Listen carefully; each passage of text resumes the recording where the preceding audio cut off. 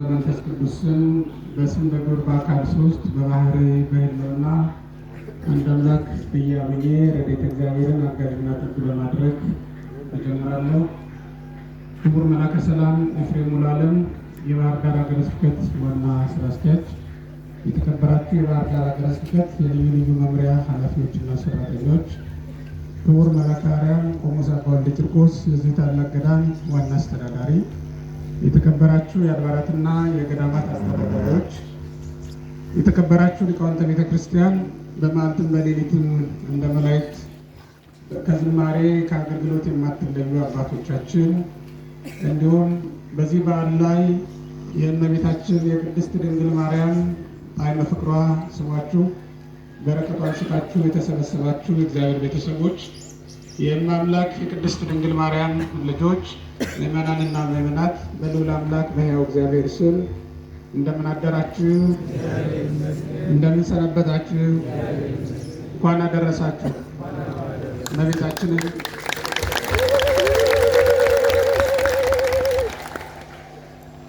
ከሰማይ በታች እንደ እመቤታችን ያለ ስጦታ በሰማይም በምድርም ላሉ ፍጥረታት ሁሉ ለማንም አልተሰጠምና እመቤታችን ቅድስት ድንግል ማርያምን ስጦታ አድርጎ የሰጠን እግዚአብሔር ስሙ ለዘላለም የተመሰገነ ይሁን።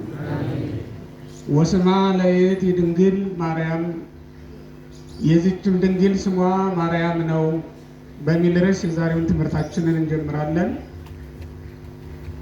የሉቃስ ወንጌል ምዕራፍ 1 ቁጥር 27 ላይ የሚገኝ ቃል ነው። እስኪ ሁላችሁም በሉት። የድንግሊቱም ስም በሉት ማርያም ነው። እስኪ በሉት ማርያም ነው። መልአኩ ቅዱስ ገብርኤል ወደ እሷ ተልኮ ከመጣ በኋላ ቅዱስ ሉቃስ የመልአኩን መምጣት ሲነግረን የድንግሊቱም ስም ማርያም እንደነበረ ገለጠልን። እዚህ ላይ የድንግሊቱም ስም ብሎ አጻፋውን የተናገረው በቀደመው ዘመን ከ700 ዓመት በፊት ኢሳይያስ እነሆ ድንግል በድንግልና ተጸንሳለች ብሎ የተናገረውን በማስታወስ ነው። ያኔ ነቢዩ ኢሳይያስ በድንግልና ጸንሳ በድንግልና ተወልዳለች ብሎ የተናገረላት የድንግሊቱ ስሟ ማን ነው? ማርያም ነው ብሎ ተናገረ። ሕዝቅኤል በተዘጋ ደጅ አምሳል የተመለከታትና የማይናወጥ የማይፈታ ማኅተመ ድንግልናዋን ለመግለጥ ሳይከፍት ገብቶ የኃያላን አምላክ እግዚአብሔር ሳይከፍት ሲወጣ በራእይ የተመለከታት ያቺ የተዘጋችው ቤተ መቅደስ ማናት? እመቤታችን ቅድስት ድንግል ማርያም ነው። ያቺ ቤተ መቅደስ ያቺ ድንግል ስሟ ማን ነው? ማርያም ነው። ማርያም የሚለውን የእኛ ሊቃውንት በልዩ ልዩ ስያሜ በልዩ ልዩ ትርጓሜ አመስጥረውታል። ሌሎቹ ሊቃውንትም በተለያየ መልክ በተለያየ ምስጢር አመስጥረውታል። አባ ጀሮም የተባለ ሊቅ ማርያም ማለት በሶሪያ ቋንቋ እመቤት ማለት ነው ብሎ ይተረጉመዋል። ምን ማለት ነው? እመቤት ማለት ነው ብሎ ይተረጉመዋል። እመቤታችን ቅድስት ድንግል ማርያም። ሌላው ሊቅ ደግሞ ከብሉይ ኪዳኗ ማርያም ኦሪት ዘጸአት ምዕራፍ 2 ላይ ካለችው ማርያም ከሙሴ እህት ማርያም ጋር አነጻጽሮ ማርያም ማለት የባህር እመቤት የባህር ብርሃን ማለት ነው ብሎ ተርጉሞታል።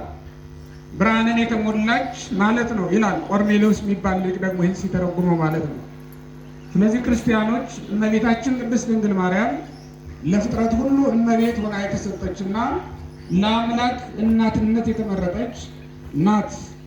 ይህችም ስሟ ማርያም ተብላ የተጠራችው በቀደመው ዘመን እስራኤልን ነፃ ባወጣ ጊዜ ሙሴ ሴቶችን ትመራ የነበረችው ማርያም ትባል የነበረችው ሴት ናት። መሲሁን ለእስራኤል መሲሐቸው የመጀመሪያው መሲህ ሙሴ ነው። እስራኤልን ከጥፋት የሚያድናቸውን መሲህ ሙሴን ጠብቃ ከሞት ያተረፈችው በባህር ውስጥ ገብታ ተጠብቀው የነበረችው ማርያም ትባል የነበረችው የሙሴ እህት ናት። በኋላም ሙሴ ሕዝቡን እየመራ በነበረ ጊዜ ወንዶቹን ሙሴ ይመራል፣ ሴቶቹን ደግሞ ማርያም ትመራ ነበር። ከበሮ ይዛ በሕዝቡ መካከል ተዘምር እንደነበረም በኦሪት ዘጸአት ምዕራፍ 15 ላይ ታሪኳ ተጽፎ እንመለከታለን ማለት ነው። እመቤታችን ቅድስት ድንግል ማርያም አዳኛችንን መሲሐችን ኢየሱስ ክርስቶስን በክብር ወደ ዓለም ሲመጣ የተቀበለችውና ዲያብሎስ በሄሮድስ አድሮ ሊገድለው በፈለገ ጊዜ መሲሁን ይዛ የተሰደደችና ከሞት ለማራቅ መሲሁን ለማዳን ትተጋ የነበረችው እመቤታችን ቅድስት ድንግል ማርያም ነው። ሙሴን የጠበቀችው ማርያም ናት። ኢየሱስ ክርስቶስን የጠበቀችው ማርያም ናት። ስማቸውን እንዲህ አገናኝና ትርጓሜያቸውንም የባህር እመቤት ማለት ነው ብሎ አመሰጠረው ማለት ነው ሊቁ። እመቤታችን ቅድስት ድንግል ማርያምን የባህር እመቤት ብሎ የተናገረው እመቤታችን ቅድስት ድንግል ማርያም ባህር ናት ይላል ሊቁ። ባህር መባሏን ምንጮች ሁሉ የሚሰበሰቡባትና ወንዞች ሁሉ ፈሰው የሚገቡባት ስለሆነች ነው ባህር የተባለችው ይላል። እመቤታችን ቅድስት ድንግል ማርያም እንደ ወንዝ ሁሉ መላእክትን፣ ጻድቃንን፣ ሰማዕታትን የሚጠጉባትና የሚማጸኑባት ናት። ለጻድቃንም፣ ለመላእክትም፣ ለሰማዕታትም፣ ለሐዋርያትም፣ ለደናግልም፣ ለመነኮሳትም የተሰጠው ጸጋ በጠቅላላ ለእመቤታችን ለቅድስት ድንግል ማርያም ተሰጥቷታል ማለት ነው። እንደ መላእክት ንጽሕት ናት። እንደ ሰማዕታት በመከራ የተፈተነች ታጋሽ ናት። እንደ ባህታውያንም መናኝ ከዓለም የራቀች ናት እመቤታችን ቅድስት ድንግል ማርያም። እንደ ሐዋርያትም ክርስቶስን ይዛ ዓለም እስኪያልቅ ድረስ በእግሯ የተሰደደች በምድር ዳርቻ ሁሉ የተጓዘች እሷ እመቤታችን ቅድስት ድንግል ማርያም ናት። ስለዚህም ነው ሊቁ ምን ይላል? የእነዚህ ሁሉ ቅዱሳን ጸጋ ፈሶ የሚገኘው ተጠራቅሞ የሚገኘው እመቤታችን ቅድስት ድንግል ማርያም ውስጥ ስለሆነ ነው ይላል። ባህር ብሎ የጠራት ከዚህ የተነሳ ነው። በእርግጥም እመቤታችን ቅድስት ድንግል ማርያም የጸጋ ሁሉ መፍሰሻ፣ የተድላ የደስታ መገኛ ናት። እማምላክ ቅድስት ድንግል ማርያም ስሟ ሲጠራ መላእክት ደስ ይላቸዋል ይላል። ስሟ ሲጠራ አጋንንት ደግሞ ይከፋቸዋል፣ ይደነግጣሉ። መላእክት ደስ የሚላቸው አጋንንት ደግሞ የሚከፋቸው የማን ስም ሲጠራ ነው? ሲጠሯት ሁላችሁ የድንግሊቱ ስም ማን ነበረ? ማርያም ነበረ። ማርያም ነው መልአኩ ቅዱስ ገብርኤል ተልኮ ሊያበስራት የመጣው ስሟ ማርያም ትባል ወደ ነበረችው ናዝሬት ገሊላ አውራጃ ውስጥ ናዝሬት ከተማ ከምትገኘው ከአንዲት ድንግል ዘንድ ነው የመጣው ማለት ነው። እንደ መላእክት ባለ ድንግልና መጠርጠር የሌለበት ንጽሕና ቅድስናን ይዛ የተገኘች እሷ ብቻ ስለሆነች አሐቲ ድንግል እንላታለን። ምን እንላታለን? አሐቲ ድንግል እንላታለን። ቢጤ የላትም ማለት ነው። ክርስቲያኖች ሰማይ እንኳን በፊቱ ንጹሕ አይደለም ይላል ኢዮብ። በእግዚአብሔር ፊት ሰማይስ ንጹሕ ነው የሚል እንዴት ሊሆን ይችላል? እንኳን ምድር። እመቤታችን ቅድስት ድንግል ማርያም ግን በእግዚአብሔር ፊት ምንድን ናት? የነጻች ናት። እስኪ ተመልከቱት። በእውነት እንደ ውሃ የጠራች ግን ደግሞ ከምድር የተገኘች አይገርማችሁም? ከሰማይ ከመጡ ከመላእክት ይልቅ ጽነት ያልተገኘባት የኃጢአት ምልክት የማይታይባት እመቤታችን ቅድስት ድንግል ማርያም ናት። ወርቅን በአፈር ውስጥ ቢቀብሩት እንዴት ይዝጋል? ብረትን እንኳን በአፈር ውስጥ ቀብረውት ከአፈሩ ላይ ቢያስቀምጡት በክብርም ቢያኖሩት መዛግብት ይቀራል። እመቤታችን ቅድስት ድንግል ማርያም እንደ ወርቅ የጠራች ስለነበረች በአዳም ልጆች በረከሰው በአዳም ገላ ውስጥ የተገኘች የነበረች ብትሆንም እንኳን ንጽሕናዋ ቅድስናዋ በአክናፈ መንፈስ ቅዱስ የተጠበቀላት ንጽሕት ነበረች ማለት ነው። እንተ በአማን ራቁ ደመና የሚላት ቅዱስ ያሬድን በዜማ ይወስደዋል፣ ያመሰግናታል። ቅዱስ ቄርሎስን በተረፈ ቄርሎስም እንደዚሁ እንተ በአማን ራቁ ደመና ዘጸሮተ ለንጹሕ ዝናብ፣ ንጹሕ ዝናብ ክርስቶስን ይዛ የተገኘች ንጽሕት ደመና እመቤታችን ቅድስት ድንግል ማርያም ናት። ይህች ንጽሕት ድንግል ናት እንግዲህ ዛሬ ለእግዚአብሔር ትሰጥ ዘንድ በእናትና በአባቷ እቅፍ ሆና ወደ ቤተ እግዚአብሔር የመጣችው ይህች ንጽሕት ድንግል ናት። አንዲት ድንግል ተብላ የተጠራችው በወንጌል የተመዘገበችው እሷ ብቻ ናት። በወንጌል ውስጥ የተመዘገቡ ብዙ ደናግል ስላሉ ነው ክርስቲያኖች አሐቲ ድንግል ብሎ ለይቶ የተናገራት እመቤታችን ቅድስት ድንግል ማርያም ናት። በብሉይ ኪዳን እነ ኤልያስም እኮ ደናግል ናቸው። እነ ዮሐንስም በድንግልና ጸንተው የኖሩ ናቸው። ሌሎችም አይታጡ። በሌሎችም መጻሕፍት በጣም ብዙ ደናግል በቤተ ክርስቲያን ውስጥ አሉ። እንደ እመቤታችን ለቅድስት ድንግል ማርያም ያለ በውስጥም በውጭም በነፍስም በስጋም በሕሊናም ጭምር ድንግል የሆነ ግን ማንም ስለሌለ አሐቲ ድንግል እንላታለን። ምን እንላታለን? አሐቲ ድንግል ብለን እንጠራታለን። አሐቲ ድንግል መዝገቡ ለቃል የምንላት እመቤታችን ቅድስት ድንግል ማርያም። ይህችን ንጽሕት ዛሬ ሐናና ኢያቄም ወደ ቤተ መቅደስ ይዘዋት መጡ ማለት ነው። በቤተ መቅደስ ያሉ ካህናት ደንግጠዋል። የሰው መባ ተቀብለው አያውቁምና ያውም ደግሞ ሴት ልጅ ለእግዚአብሔር ስጦታ ሆና ተሰጥታ አታውቅም ነበርና ደንግጠዋል። የወንድ ስጦታ ያውቃሉ። በመጽሐፈ ሳሙኤል ቀዳማዊ ምዕራፍ 1 ላይ የተመዘገበችው ሐና ስለቷ ሲፈጸምላት ሳሙኤልን አምጥታ ለእግዚአብሔር ስለት ነው የሰጠችው። በዚያ ላይ ታሪክ ተጽፏል። ወንድ ልጅ ለእግዚአብሔር ቤት ቢሰጥ ያገለግላል ብለው፣ ሴት ልጅ ግን እንዲህ ተቀብለው አያውቁምና ድንጋጤ ሞልቷቸዋል። ካህናቱ ደንግጠዋል። በዚህ ምክንያት ተሰብስበው ይማከራሉ። አንዱ ሴት ናትና እንዴት አድርጎ ያኖሯታል፣ ያስጨንቃቸዋል። ሌላው ደግሞ ምግቧን እንዴት እናደርጋለን ብለው እንዲሁ ይጨነቃሉ። በዚህ ሁሉ ሲጨነቁ እግዚአብሔር መፍትሄውን አመጣ። ሴትነቷም በሴት የተጎዳውን ዓለም በሴት ለማዳን እንደሆነ አላወቁምና ለዚህ ነው መጨነቃቸው። ይህ ዓለም የተጎዳው የወደቀው በሴት ነበር። ትርዳህ ተብሎ በተሰጠችው በዚያች ሴት ምክንያት አዳም ክብሩን አጥቷል። ዛሬ ግን ትርዳህ ተብሎ የተሰጠችው እመቤታችን ቅድስት ድንግል ማርያም ለአዳም መታለታለችና ይህች ለዚያችኛዋ ሴት ሙላት ልትሆን የመጣች ነው። መርገሟን በበረከት ልትለውጥላት። በእውነት እሷን ባነሳ ጊዜ ሁሉ በሰማይ መላእክትን በምድር ደግሞ እኛን ደስ የሚለን ለምን መሰላል? የሔዋን መርገም በድንግል ማርያም በረከት ስለተለወጠ ነው። የሔዋንን መርገም የድንግል ማርያም በረከት ለውጦታል፣ ሸፍኖታል። ስለዚህ መርገምን የሚለውጥ በረከት የተሸከመችው ድንግል ዛሬ ወደ ቤተ መቅደስ መጥታለች። የብሉይ ኪዳኑ ቤተ መቅደስ ምንም እንኳን የሐዲስ ኪዳን ቤተ መቅደስ ከሆነችው ከእሷ ጋር በክብር የማይነጻጸር ቢሆንም እግዚአብሔር በመቅደሱ ያሳደጋት ስለፈለገ ከእናትና ከአባቷ ከኢያቄምና ከሐና የሚቀበልበት ቀን ደርሷል ዛሬ ማለት ነው። ጊዜው ሲደርስ በሐና ማኅፀን አስቀመጣት። ጊዜው ሲደርስ ደግሞ በ3 ዓመቷ ከሐናና ከኢያቄም ሊቀበላት እግዚአብሔር ዛሬ ወደ ቤተ መቅደስ ይዘዋት መጡ ማለት ነው። ኢያቄምና ሐና ይዘዋት ሲመጡ ከኋላዋ መላእክት እያጀቧት እየዘመሩላት ይመጡ ነበረ። በሐና ቤት በነበረችበትም ጊዜ በእናቷ እቅፍ በነበረችበትም ጊዜ መልአክ ከእናቷ እቅፍ እየሰወረ ይወስድባት ነበር ይላል።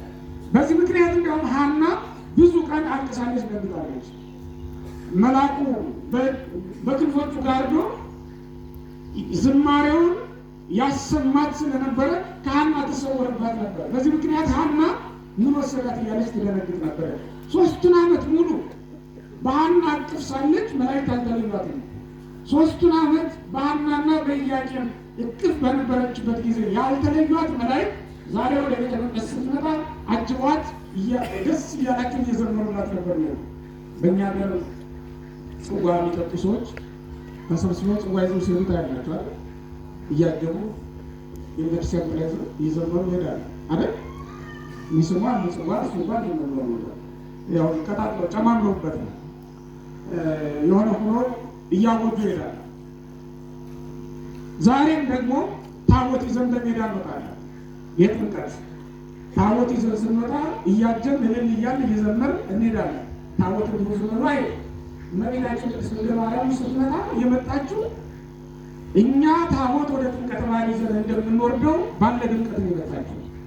ለሰው የማይታይ ዝማሬ እየተዘመረላት ለሰው የማይታዩ መላእክት እያገለገሏት ነበር ወደ ቤተ መቅደስ የመጣችሁ።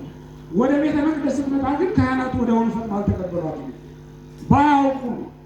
ባያውቁ ነው እንጂ እኮ በቅድስተ ቅዱሳን ውስጥ ካለው ታቦት ይልቅ አሁን የመጣችላችሁ ታቦት ትከብራለች። ከሙሴ ጽላት የምትከብረው ታቦት ዛሬ ነው የመጣችው።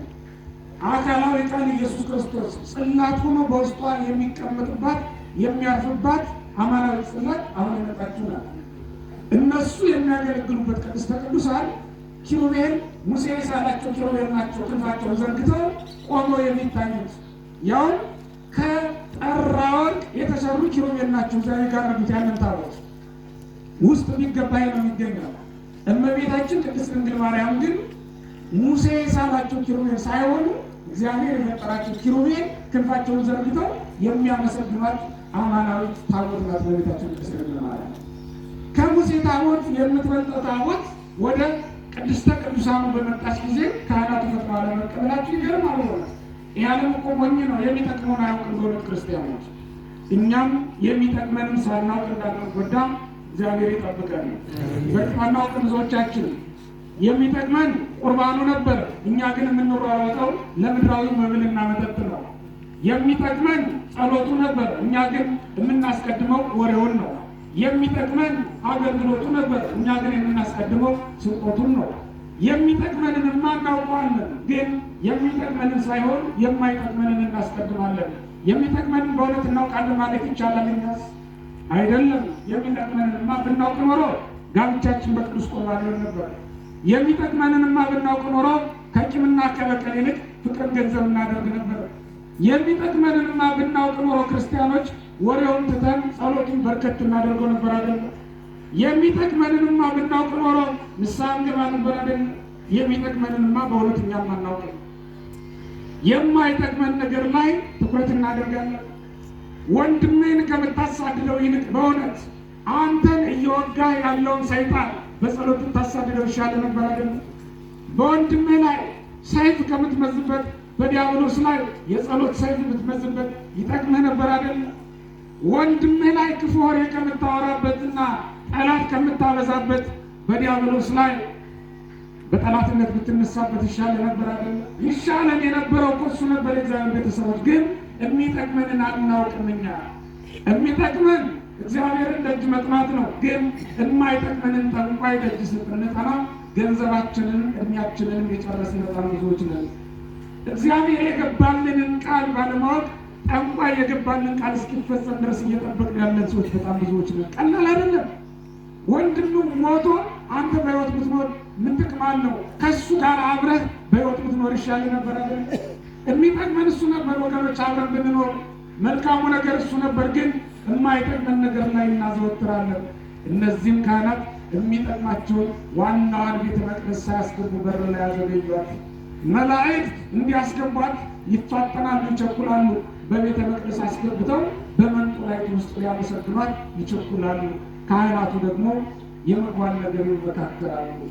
ተመልከቱ፣ በማያስጨንቃቸው ይጨነቃሉ። ለዚህ ነው እግዚአብሔር ምልክት እንዲሆናቸው መልአኩ ፋኑኤልን ሰማያዊ ጽዋ፣ ሰማያዊ መሶብ ይዞ እንዲታይ ያደረገው ያን ጊዜ። ለዚያ ነው በሐና እና በኢያቄም ቤትም ሳለች ይመግባት የነበረ መልአክ ነው ፋኑኤል ማለት። ለቅዱሳን አንዳንድ መጋቢ መላእክት ይሰጧቸዋል። ለቅዱሳን ይሰጡ መላእክት አሉ። ለሙሴ ቅዱስ ሚካኤል ነበረ ይመግበው የነበረው መልአክ። መናውን እያመጣ ሕዝቡን ሁሉ ይመግብለት የነበረው መልአክ ቅዱስ ሚካኤል ይባላል።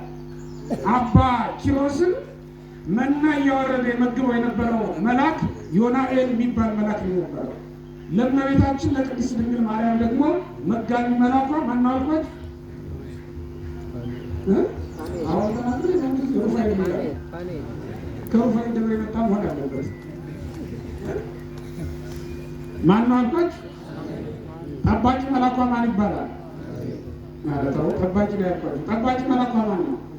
ሚካኤል። የምስራት መልአኳ ማን ነው? መጋቢ መልአኳ ማን ነው? ፋኑኤል። እነዚህ ሶስቱ መላእክት ልዩ ልዩ አገልግሎት የተሰጣቸው ናቸው። በመላእክታችን ለሚኖር ሰባቱም ሊቃነ መላእክት የየራሳቸው አገልግሎት አላቸው። እነዚህ ሶስቱ ግን በዋናነት የሚጠቀሱ ሊቃነ መላእክት ናቸው ማለት ነው። ከሰባቱ ሊቃነ መላእክት መካከል እመቤታችንን እንዲህ ባለ ክብር ያከበረ እግዚአብሔር ስሙ የተመሰገነ ይሁን። ምድራዊውን መብልና መጠጥ እንዳትለምድ እግዚአብሔር ሰማያዊውን መብልና መጠጥ እንዲመግቧት ያደረጋቸው መላእክት ናቸው። ስለዚህም ካህናቱ እንዳይጨነቁ ምግቧ ሰማያዊ መሆኑን ለማመልከት መልአኩ ፋኑኤል በሰው ቁመት ልክ ከፍ አደረገና እመቤታችን ቅድስት ድንግል ማርያም መገባትና ወደ ሰማይ አደረገ ማለት ነው። መልአኩ ህብስቱን ይዞ ሲመጣ ካህናቱን ሐናና ኢያቄም ሌሎችም የራሳቸው መስሏቸው ቀርበው ነበረ። ያልተሰጠንን ጸጋ መሻት አያስፈልግም። እግዚአብሔር ቤተሰቦች፣ መልአኩ ግን ለእነሱ የታዘዘ ስላልነበረ አልሰጣቸውም። እግዚአብሔር ለሁሉም መና በመላእክት እጅ አስይዞ ቢልክ አይችልም? ይችላል። ግን ለየሰው የሚሰጠው ጸጋ ልዩ ልዩ ነው። ክርስቲያኖች የሚሰጠን ጸጋ ልዩ ልዩ ነው። ስለዚህም በተሰጠን ጸጋ መኖር ይገባናል። የተሰጠንን ጸጋ አውቀን ማገልገል ይኖርብናል። ይህም ያሳየን እሱ ነው። መልአኩ ይዞት የመጣውን መና ለእመቤታችን ለቅድስት ድንግል ማርያም መግቧት ወደ ሰማይ አደረገ።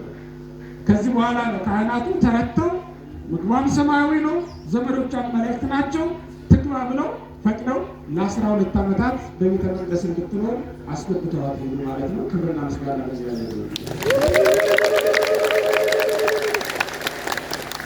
እግዚአብሔር እናቱን ተቀበለ በዛሬ ቀን። ከዚህ ቀን ጀምሮ የሚያሳድጋትን የመላእክትን ዝማሬ እያሰማ የሚያኖራትን በቤተ መቅደስ በንጽህና በቅድስና እሱ ራሱ እግዚአብሔር ነው። እንደ ሔዋን አልዘገየችም። ምክንያቱም በ3 ዓመቷ መታለችና። ሔዋን የ15 ዓመት ቆንጆ ነበረች። በ15 ዓመቷ ነው የተሳሳተችው። እመቤታችን ቅድስት ድንግል ማርያም ግን በ3 ዓመቷ ብትመጣ ስህተት ያላገኛት ስህተት ድቀት ያልተገኘባት ንጽሕት ድንግል ሆና በቤተ መቅደስ አድጋለች ማለት ነው። ከማለዳው ጀምሮ እግዚአብሔርን ማገልገል ልንለምድ ይገባናል። የእግዚአብሔር ቤተሰቦች ከማለዳው ጀምሮ ካለን ጊዜ ጀምሮ ካወቅንበት ጊዜ ጀምሮ ነፍስ ካወቅንበት ጊዜ ጀምሮ እግዚአብሔርን ማገልገል ይኖርብን ዘንድ ያሳያል ይሄ ቃል። እመቤታችን ቅድስት ድንግል ማርያም በ3 ዓመቷ ጀምሮ ለማን ተሰጠች? ለእግዚአብሔር ተሰጠች። በ3 ዓመቷ የተቀበላት እግዚአብሔር በ15 ዓመቷ ነው ወርዶ በማኅፀኗ ያድር ዘንድ የፈቀደው በ15 ዓመቷ ነው። ከዚህ ቀን ጀምሮ እናቷን አባቷን እግዚአብሔር ነው። እናትና አባቷን ተመልሰው እንደጠየቋት መጽሐፍ አይነግረንም። የሳሙኤል እናት ሐና በዓመት አንድ ጊዜ ቢሆን እየመጣች ልብስ ታለብሰው ትጎበኘውም ነበር ይላል መጽሐፍ። የእመቤታችን የቅድስት ድንግል ማርያም እናት ሐና ግን ይህን አላደረገችም። ምክንያቱም እመቤታችን ቅድስት ድንግል ማርያም ልብሷም ሰማያዊ ነው፣ ምግቧም ሰማያዊ ነው። ለመላእክት ሰጥተዋታል። ከዚያ በኋላ ዘመዶቿም መላእክት ናቸው። አጠገቧ የሚገኙ ቅዱሳን መላእክት ናቸው። ሐዘን የለባትም እንጂ ሐዘን ቢገኝባትም እንኳን ሊያጽናኗት የሚችሉ ቅዱሳን መላእክት ናቸው። ሁልጊዜ በመላእክት ደስታ ደስ እያላት በቤተ መቅደስ የካህናቱን ምስጋናና አገልግሎት እየሰማች አደገች ማለት ነው። ቅድስት ድንግል ማርያም ከ12 ዓመት በኋላ ነው። 12 ዓመት በቤተ መቅደስ፣ 3 ዓመት በእናትና በአባቷ ቤት። ስንት ዓመት ሆናት? 15 ዓመት ሲሆናት ነው እንግዲህ አምላክ የሚወለድበት ጊዜ ሲደርስ ከቤተ መቅደስ እንድትወጣ የተደረገው። ከዛ በኋላ ምክንያቱም እሷ ራሷ ቤተ መቅደስ ሆናለች። ከዛ በኋላ እሷ ራሷ ቤተ መቅደስ ስለሆነች በዚያኛው ቤተ መቅደስ አይወለድበትምና ባልመረጠው ስፍራ ላይ እንድትኖር ስላልፈለገ በዮሴፍ ጠባቂነት ማምላክ ቅድስት ድንግል ማርያም ወደ ዮሴፍ ቤት እንድትሄድና በዚያ እንድትኖር አደረገ እግዚአብሔር። በዚያውም አምላክን ጸንሳ በድንግልና ወለደችልን ማለት ነው። እንግዲህ የተወደዳችሁ እግዚአብሔር ቤተሰቦች እግዚአብሔር እመቤታችን ቅድስት ድንግል ማርያምን ለእናትነት መርጧታል። ለእናትነት የመረጣትን እሷን ደግሞ ለእኛ ጸጋ ሆና እንድትሰጠን አድርጓል፣ ፈቅዷል ማለት ነው።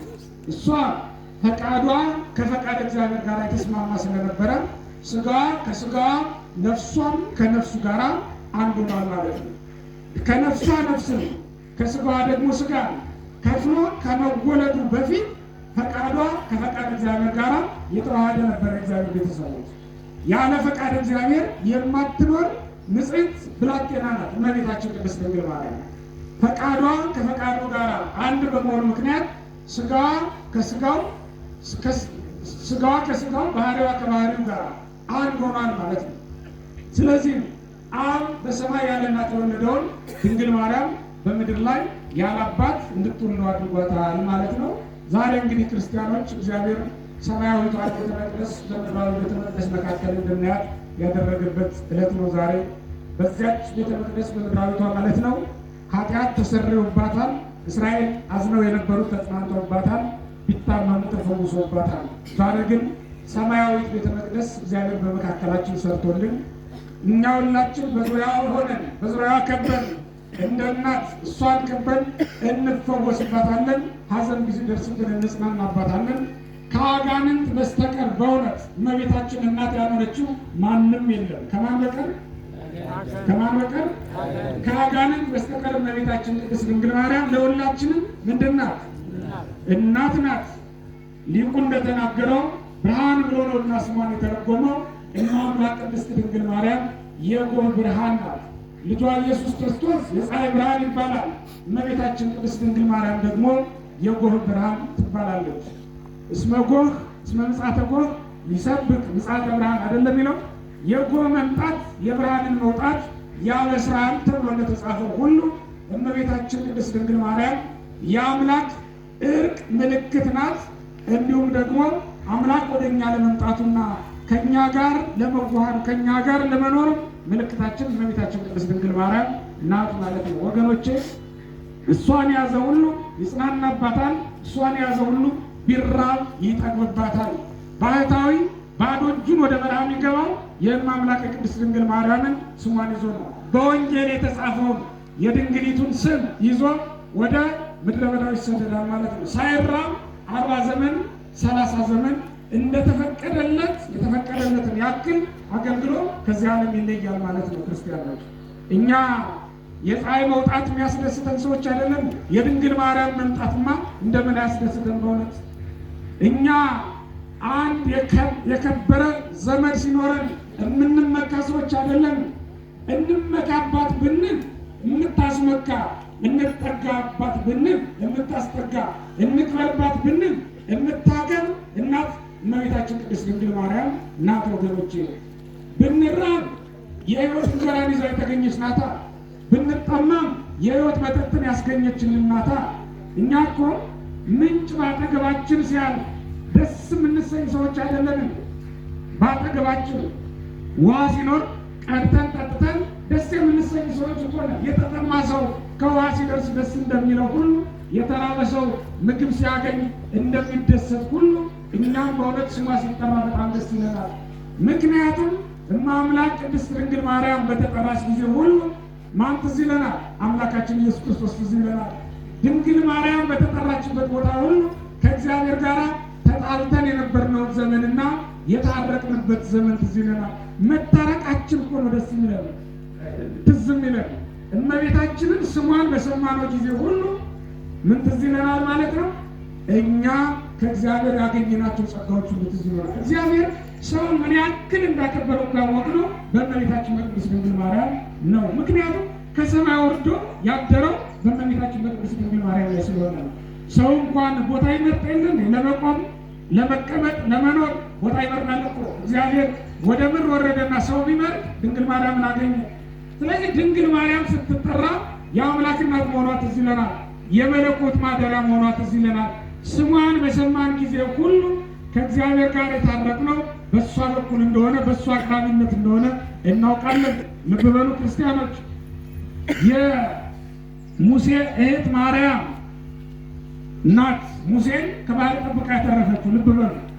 ያን ጊዜ በባህር የሚኖር በባህር ዳርቻ ላይ የሚገኝ ሽመላ የሚባል ወፍ አለ፣ አሞራ አለ። የሕፃናቱን አይናቸውን እያወጣ ይበላል። ያንን አሞራ እንዳይበላው ጠብቃ ያተረፈችው ሙሴን እህቱ ማርያም ናት። እሱ ብቻም አይደለም፣ በኋላም እናቱ ታጠባው ዘንድ ምክንያት የሆነችና በፈርዖን ቤት ውስጥ እንዲያድግ ያደረገችው እህቱ ማርያም ናት። እመቤታችን ቅድስት ድንግል ማርያምን ሄሮድስ ተቆጥቶ 2 ዓመት የሆናቸውን ሕፃናት በጠቅላላ በሰይፍ በመታ ጊዜ ያዳነችው እመቤታችን ቅድስት ድንግል ማርያም ነው። ይህ ሁሉ ነገር ይረሳል እንዴ? በእውነት ክርስቲያኖች ስለሱ መሰደዷ፣ ስለሱ መራቧ፣ መጠማቷ፣ ስለሱ መከራን ሁሉ መቀበሏ፣ በጭንቅ መኖሯ ይረሳል እንዴ ክርስቲያኖች? እሱን በመስቀል ላይ አይሁድ ራቁቱን በሰቀሉት ጊዜ በጅራፍ በገረፉት ጊዜ ያለቀሰችው ለቅሶ ይረሳል እንዴ ክርስቲያኖች? ምድር ላይ የወደቀች ከዚያም ደግሞ አጽናኝ በሌለበት ስፍራ ላይ ተገኝታ ስለ ክርስቶስ መከራን የተቀበለች ብቸኛ እናት መሆኗ ይረሳል እንዴ እግዚአብሔር ቤተሰቦች? እመቤታችን ቅድስት ድንግል ማርያምማ በእውነት ስሟ በተጠራ ጊዜ ሁሉ እግዚአብሔርን የምናስታውስባት እግዚአብሔር ዘንድ የምንደርስባት በራችን ናት እመቤታችን ቅድስት ድንግል ማርያም። ስለዚህም ክርስቲያኖች እግዚአብሔር በእኛ ወገን ሰው የሚፈልግ ድንግል ማርያምን አገኘ። እኛም ከእኛ መካከል ወደ እግዚአብሔር ፊት ቀርቦ ሞገስ አግኝቶ እርቅን የሚያሰጠን ሰው ስንፈልግ ድንግል ማርያምን አገኘ። እግዚአብሔር የሚያገኘው እሷን ነው። እኛም ፈልገን ያገኘነው እሷን ነው። እኛም ሌላ የለንም፣ እግዚአብሔርም ሌላ የለውም። ምክንያቱም ወደ ምድር ወርዶ እሷን ያገኘው ስለዚህ ሌላ የለንም እኮ በእውነት ክርስቲያኖች፣ እስኪ በሉ ሌላ የለንም በሉ። ከማን በቀር? ከድንግል በቀር ማንም የለንም። ሔዋን ብትሉ ዕፀ በለስን በላች። ሳራ ብትሉ አብርሃም ከአጋር ዘንድ እንዲደርስ ያደረገች እሷ ናት። ርብቃ ብትሉ ሌሎችም ሴቶችን ብታነሱ ሌላ ምክንያት አላቸው። ርብቃንም ብናነሳ ያዕቆብ አባቱን እንዲሸነግል የመከረችው እኮ እሷ ናት። ራሔልንም ብናነሳ የአባቷን ጣዖት የሰረቀች እኮ እሷ ናት። እመቤታችን ቅድስት ድንግል ማርያም በምን ታማታላችሁ? በእውነት እንኳን ሰው በእውነት እንደው አለማወቅ ነው እንጂ አጋንንት ራሳቸው ኑና እንከራከር ቢባል አጋንንት ራሳቸው ድንግል ማርያምን የሚያሙበት ምክንያት አላቸው? የላቸውም። በምን ሊያሟት ይችላሉ? ሞከሩ እኮ ከዮሴፍ ነው የጸነሰችው አሉ። መንፈስ ቅዱስ ግን በወንጌላውያን አደረና ሳይገናኙ ጸንሳ ተገኘች ብሎ መሰከረባቸው። ልብ በሉ ክርስቲያኖች፣ አጋንንት ጀምረው ነበረ። እንዲሁም ቀጠሉ።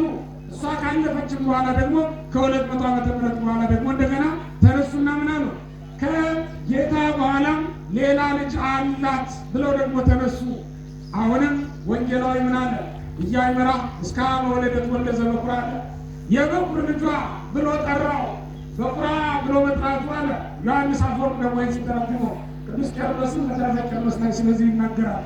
በኩራ ወይም የበኩር ልጇ ተብሎ የተጠራበት ምክንያት ሌላ ተቀዳሚ ተከታይ የሌለው ማለት ነው ብሎ ገሰጻቸው፣ አሳፈራቸው ክርስቲያኖች። ስለዚህ ድንግል ማርያም በብዙ ነገር ተፈታተኗል። ምክንያት ግን አጡባት ክርስቲያኖች። በምን ያሟታል? በድንግልናዋ እንዳይጠረጥሯት ነቢያትም ድንግል ሆና ጸንሳ ድንግል ሆና እንደምትወልድ መሰከሩባቸው። ሐዋርያትም ዮሴፍ ሳለ ያለ ዮሴፍ አጋዥነት ሳይገናኙ ጸንሳ እንደተገኘች ተናገሩባቸው። መልአኩ ገብርኤል ከዚህ ሁሉ የሚበልጠው ምስክር ደግሞ ወንድ ሳላውቅ እንዴት ይሆናል ብላ በጠየቀችው ጊዜ ምን አላት? የአንቺ ጽንስ በመንፈስ ቅዱስ ነው አላት። መንፈስ ቅዱስ ምን ይላል? ያድርብሻል፣ የሎላይን ምን ይልሻል? ይጸልልሻል ብሎ ተናገራት። ተመልከቱ ክርስቲያኖች፣ እንዲያውም ምን አላት? ጸጋን የተመላሽ አላት። እንደ ሌሎቹ ቅዱሳን አይደለም። ለአንድ አክሊል የሚያበቃ ጸጋ አይደለም ያላት ድንግል ማርያም። ጸጋ ክብርን ሁሉ እንድትወርስ የሚያደርጋት ጸጋ ያላት ድንግል ማርያም። የእሷ ነገር በተነሳ ጊዜ ሊቃውንት እኮ የሚናገሩት የሚጠፋቸው ለዚህ ነው ክርስቲያኖች። ምክንያቱም ጸጋዋ ብዙ ነው፣ ክብሯም ደግሞ ብዙ ነው። እስኪ እናንተ መስክሩ በእውነት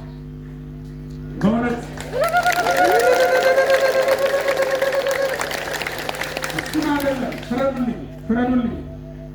ላሚቱ አንበሳውን ታቅፋ ብታገኟት ትገረማላችሁ? አትገረሙ? ንገሩኝ። ይገርማል አይገርምም? አይገርምም? ይሄ ይገርማል። ታግራስጣዋ የተባለች ነጭ አንበሳ ተብላ የተጠራችው ድንግል ማርያም ናት። አንበሳውን አቀፈችዋ። ተመልከቱት። ይህች ታናሿ ብላቴና እመቤታችን ቅድስት ድንግል ማርያም ጌታን አቀፈች። ከእናንተ መካከል አንድ ሰው ፀሐይ በእጅ ያዛት ብሎ እግዚአብሔር ፀሐይን አምጥቶ በእጁ ሊሰጠው ይችላል? ነገሩ ይችላል? እመቤታችን ቅድስት ድንግል ማርያም ፀሐይ ነው በእጇ ያዘችው። በቅፏ የታቀፈችው ፀሐይ ነው። እስኪ ተመልከቱት። በእውነት ከእኛ መካከል እሳትን ያለ መያዣ መያዝም ይችላል። ድንግል ማርያም ግን ምድራዊውን እሳት አይደለም ሰማያዊውን እሳት። ይህንማ ያጠፋዋል። ይህንማ በመያዣም ይይዙታል። ሰማያዊውን እሳት የመለኮትን እሳት ግን እመቤታችን ቅድስት ድንግል ማርያም ብቻዋን። የመብረቅ ብልጭልጭታ የሚያስደነግጠን ሆነን ሳለ ድንግል ማርያም ግን የመባረቅትን ጌታ መብረቅን የፈጠረውን ጌታ በጨርቅ ጠቀለለችውና በቅፏ ተሸከመችው። ተመልከቱ። ይህንን እኮ ነው ያደረገችው።